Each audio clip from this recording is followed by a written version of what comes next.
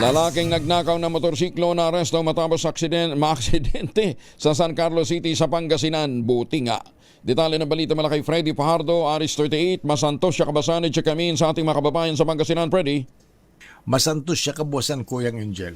Nasa likod ngayon ng Rias na bakal ng San Carlos City Police Station ng isang lalaking mekaniko na residente ng barangay ni Baliw Norte, Bautista, Pangasinan matapos itong maaresto dahil sa pagnanakaw ng motorsiklo. Batay sa ulat ni San Carlos City OIC Chief of Police Lieutenant Colonel Saldi Fuentes, bandang alas 5:10 ng hapon dumulog sa kanilang himpilan ng biktima na isang 37 anyos na ginang online seller at residente ng Sitio Mamalang, Barangay Malacanang, San Carlos City upang i-report ng kanyang motorsiklo na ipinarada niya sa harapan ng kanilang bahay na naiwan niya nakasaksak ang susi ng kanyang balikan. Wala na ang kanyang motorsiklo at ayon sa mga kapitbahay sinakyan at itinakbo na ng suspect. Agad nagsagawa ng hot pursuit operation ng PNP kasama ang biktima at bandang alas 6 ng gabi na aksidente ang suspect sa kanyang pagtakas at naaresto ito. Naharap ngayon ang suspect sa paglabag sa Republic Act 10883 o mas kilala sa New Anti-Carnapping Act of 2016.